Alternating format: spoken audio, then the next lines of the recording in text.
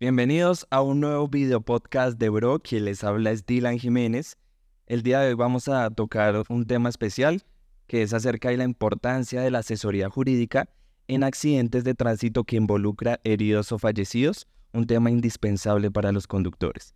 En este caso tenemos un nuevo invitado quien tiene un gran bagaje informativo, es abogado, es penalista y especialista en accidentes de tránsito. Un gusto, Pablo López. Gracias, Dylan. Cordial saludo para usted y para todo su grupo. Gracias por la invitación.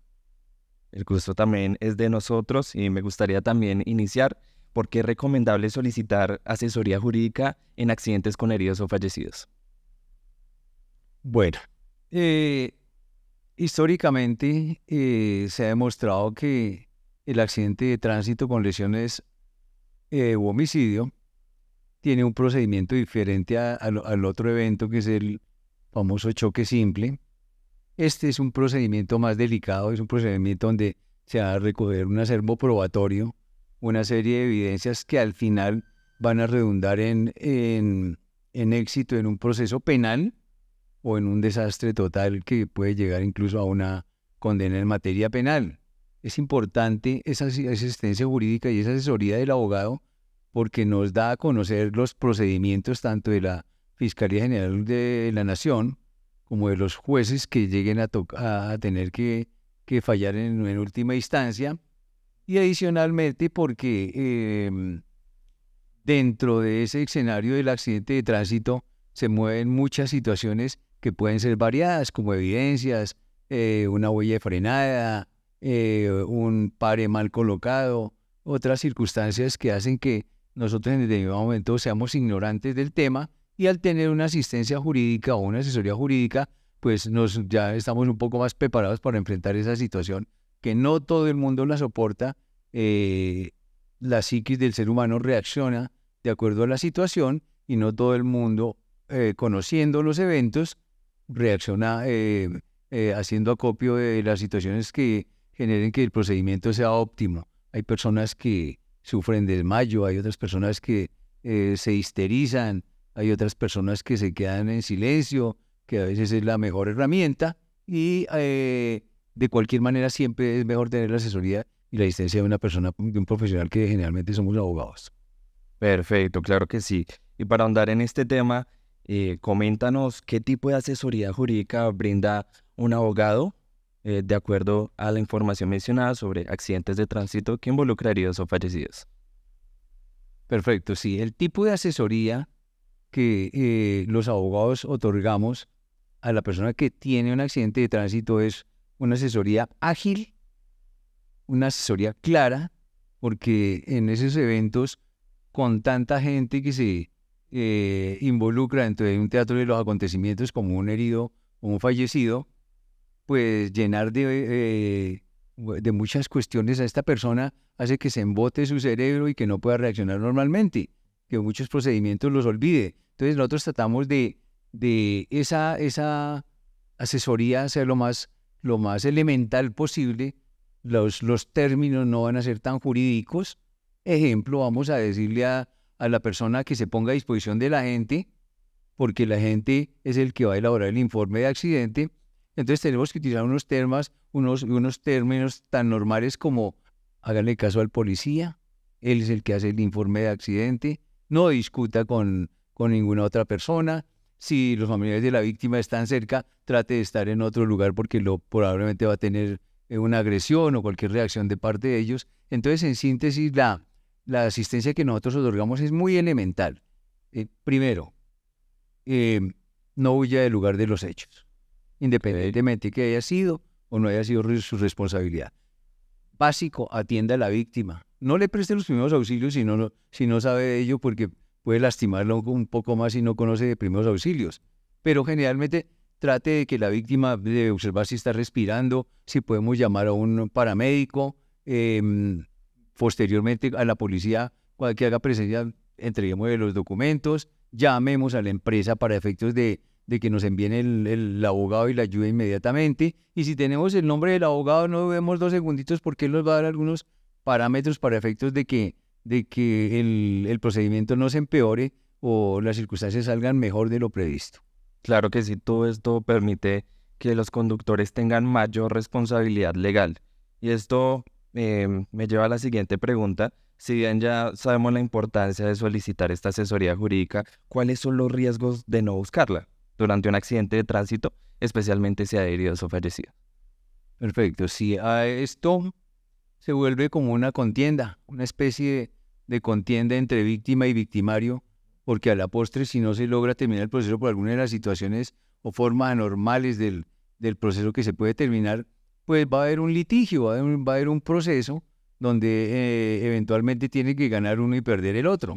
Entonces, ¿por qué es tan importante esta parte? Porque en el caso que nosotros estemos en inferioridad, porque no tengamos una asistencia, una asesoría jurídica, pues no vamos a poder recoger evidencias, no vamos a recoger pruebas, nuestras declaraciones van a ser un poco confusas, vamos a darle declaraciones a quien no corresponda, eso entre otras cosas, y de pronto cometemos ligerezas como huir del lugar de los hechos o dar información a quien no corresponde. Por eso es muy importante esa parte de la asistencia jurídica y los términos en que la demos. Claro que sí, esto también lo complementa, que hay que tener pruebas para conducirlo a argumentos reales, verídicos, que finalmente son el respaldo. Ya para la siguiente pregunta, ¿cuál es el papel de las autoridades en la investigación de accidente de tránsito y esto cómo puede influir en un caso legal? Bueno, la autoridad de tránsito, la Policía Metropolitana, está investida de autoridad porque es un proceso administrativo ya determinado por la Ley 906 la Ley 906 del 2004, que es el Código de Procedimiento Penal, también por la Ley 769 del 2002, que es el Código Nacional de Tránsito, donde se determina cuáles son las funciones de la policía en el lugar del accidente.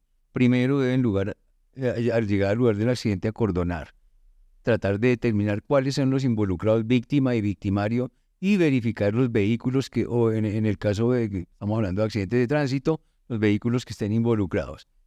El procedimiento adicional, porque va encaminado a entregarle unos documentos a un fiscal que va a iniciar unas pruebas, una investigación, es poner los vehículos en un lugar bajo una cadena de custodia para efectos de que se haga un procedimiento administrativo consistente en un peritaje, donde se van a encontrar vestigios, evidencias, huellas de sangre, de cabello, el punto de impacto, otras. Entonces los vehículos van a ser conducidos a un patio de la Policía Metropolitana para efectos de que se haga ese respectivo peritaje. Las víctimas, naturalmente, si es un herido, pues al centro médico hospitalario. Si es una persona que falleció, pues al Instituto de Medicina Legal a efectos de la respectiva necropsia. Y las personas que están involucradas, todas van a ser sujetas a una prueba de alcoholemia a efectos de cómo se encontraba su torrente sanguíneo en ese instante. Todos los conductores, excepto los lesionados a quienes se les practica la prueba mediante la historia, en la historia clínica se le hace la prueba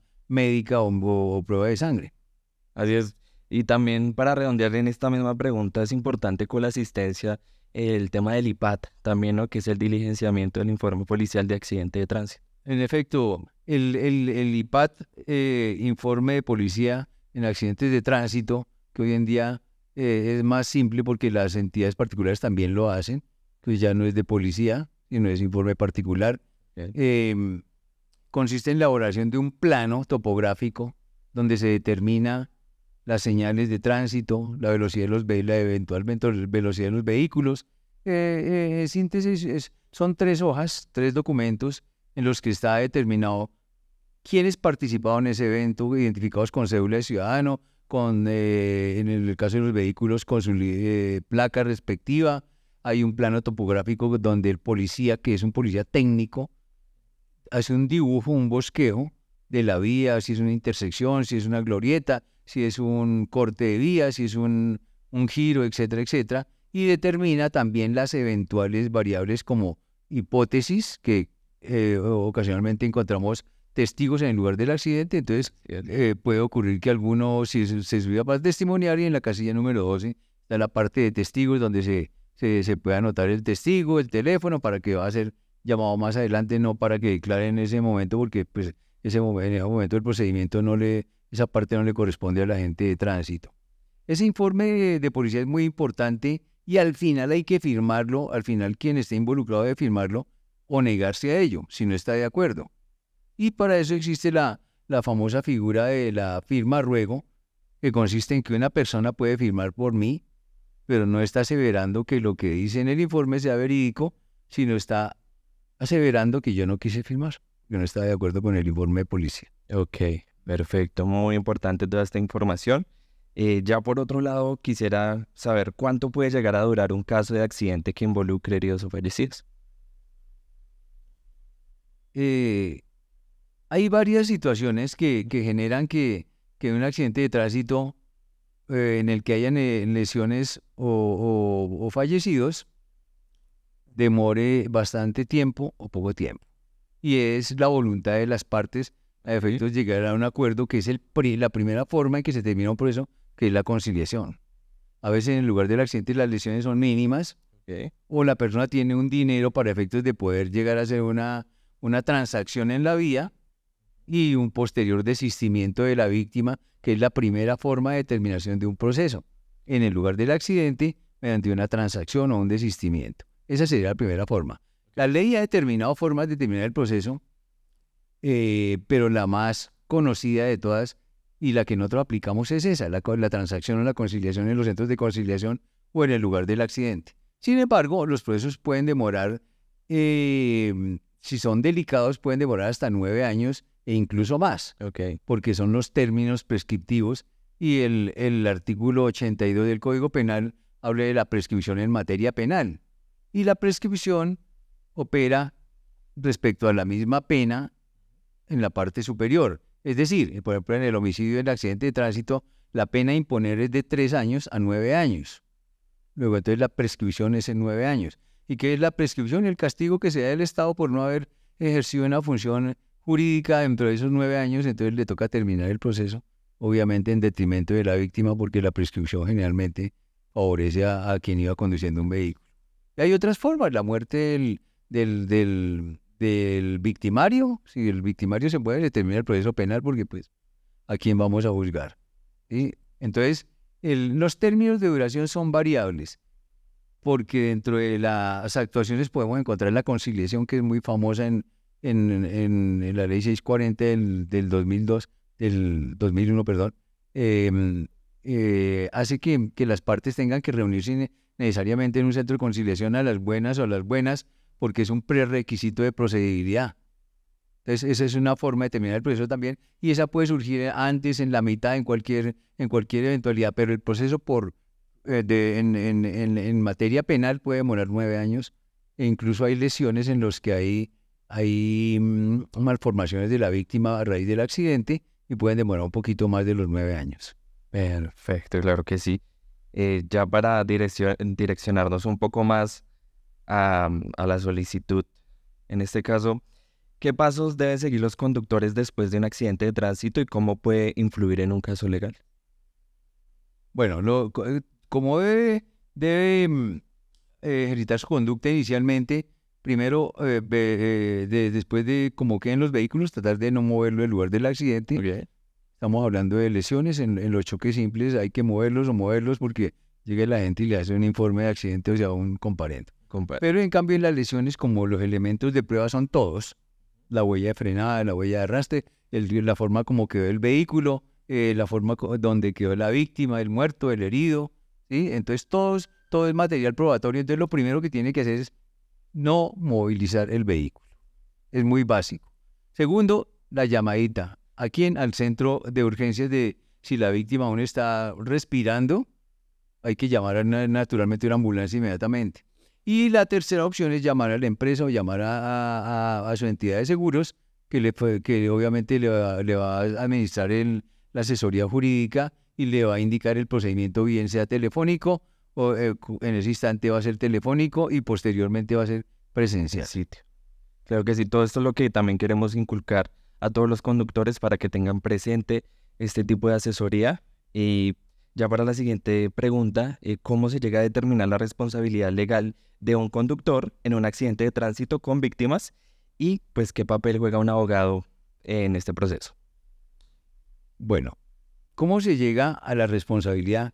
Es una duda espectacular, en el sentido de resolverla porque es una obra de teatro. El proceso penal es una obra de teatro con infinidad de actores eh, que al final van a presentar una obra y hay un director de teatro que es el juez, al que hay que convencer de la verdad o hay que convencer de la verdad de la otra parte.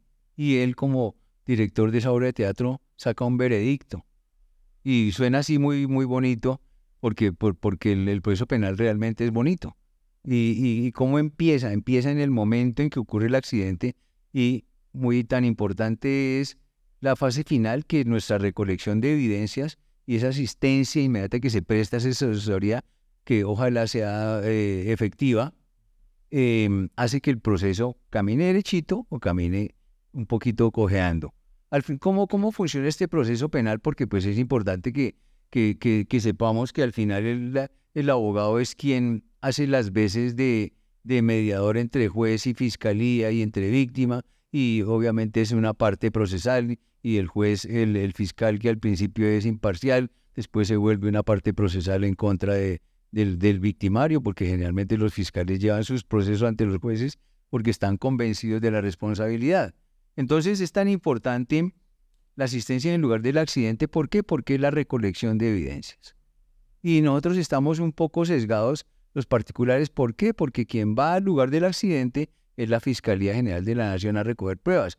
Inicialmente son imparciales, pero posteriormente, dependiendo cómo vean el resultado de la cuestión, se van en favor de la víctima, y entonces ya es el fiscal contra el defensor de esa persona. Es tan importante la defensa porque debe conocer todo el procedimiento, porque debe conocer prueba por prueba para llegar al final al juicio, que es en la parte donde sale cada una de las pruebas. Y decía que era una obra de teatro porque sale cada actor. Entonces el juez, llamamos al policía qué fue lo que hizo en el lugar del accidente, y el agente cuenta qué fue lo que hizo, cómo diagramó el crónico, por qué colocó esa hipótesis, por qué colocó la vía en este sentido, por qué colocó el carro más allá si estaba en otro lugar, etcétera, etcétera. Y también empiezan a desfilar los testigos, las personas que conocieron a la víctima, los otros, el que hizo el levantamiento del cadáver o el médico que vio a la víctima. Todo el mundo empieza a presentar sus declaraciones, y esa es la obra de teatro que llamo yo, porque al final el juez dice,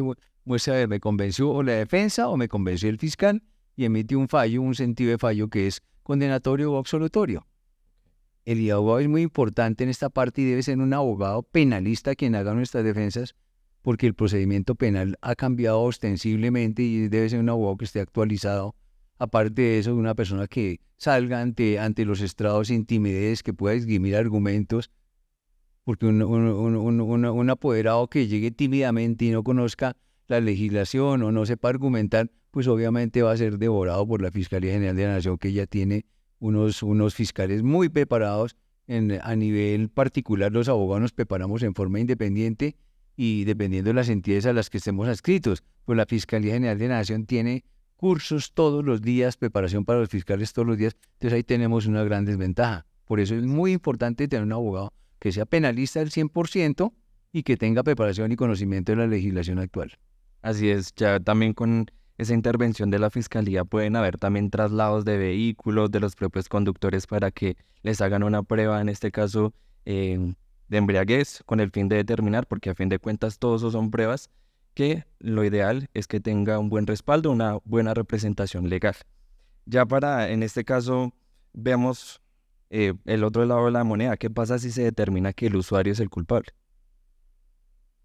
Efectivamente, es la otra cara de la moneda en la que no nos queremos enfrentar, porque es que empiezan a concretarse varias situaciones. Una, la responsabilidad, que es el fundamento de las pólizas de responsabilidad, donde la compañía de seguros dice, caramba, ya hay que pagar porque hay responsabilidad. Obviamente las compañías de seguro pueden pagar antes cuando hay conciliaciones y hacer ofrecimientos, pero cuando hay responsabilidad hay que pagar o pagar. Y en el caso del proceso penal hay una situación más delicada, y es que la responsabilidad es propia.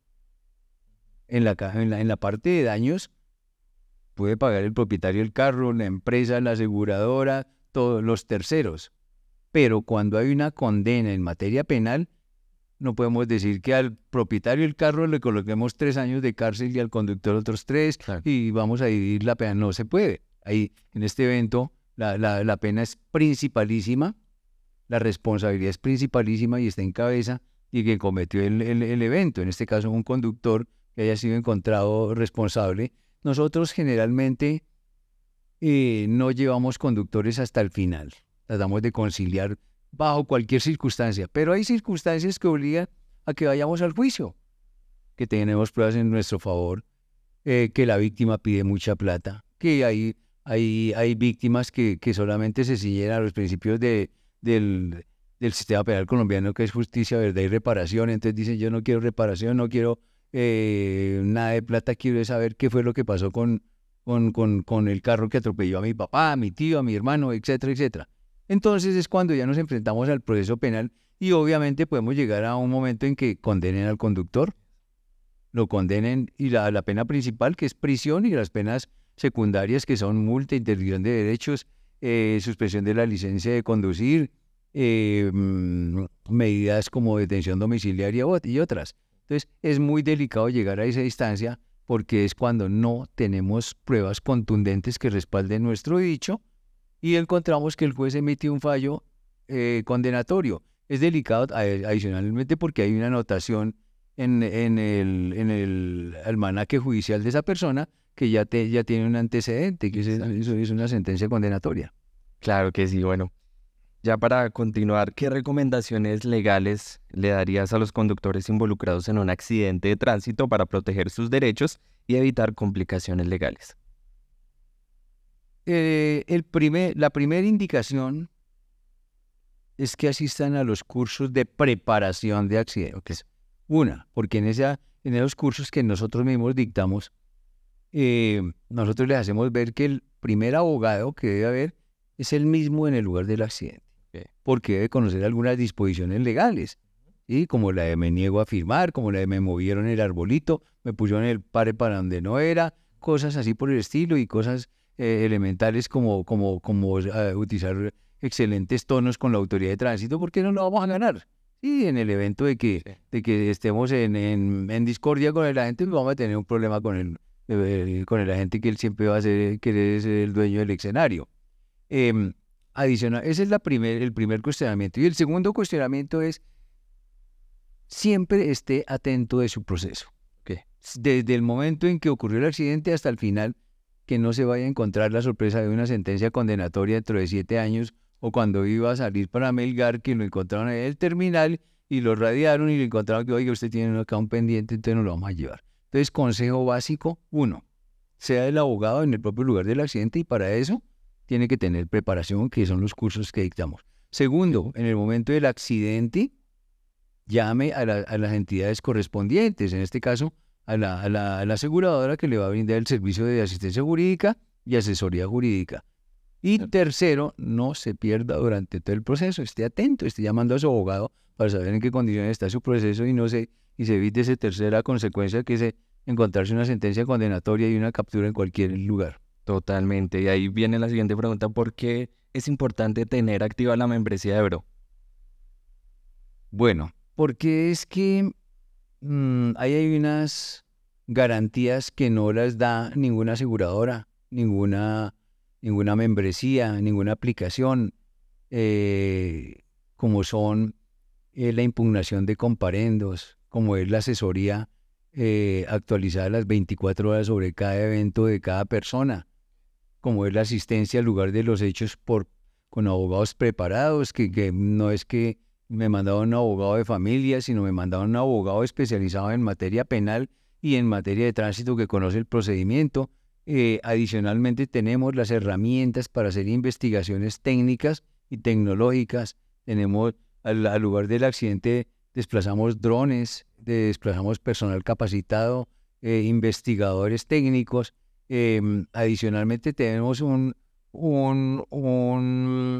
edición que no tiene nadie, que es la casa hogar del conductor, para los casos en que un conductor sea detenido preventivamente o sea condenado. La simple afiliación ya le da derecho a esa casa hogar del conductor. ¿Y qué es esto? No es otra cosa que no nos revuelvan con los delincuentes comunes. Un conductor comete un delito como un accidente de tránsito, que es de la modalidad culposa, o sea, el fin no era la intención que se pretendía, el resultado. Luego, entonces, no tiene la misma connotación de una persona que sale con un cuchillo a atracar a todo el mundo y darle, a robarle las cosas. Son dos tipos de delito diferentes y por eso merecen que no estén revueltos. Entonces, los conductores están en una casa hogar del conductor, como es la del servicio que nosotros ofrecemos. Claro, Eso es básico de nuestra membresía. claro que sí, señor Pablo López. Te agradezco por aceptar nuestra invitación, por estar el día de hoy en este gran episodio. También para toda la audiencia, les agradecemos su atención. En este caso, les estaremos invitando a unos próximos capítulos para que estén muy atentos. Así que nos vemos en la próxima. Muchísimas gracias. Gracias a ustedes, muy formales.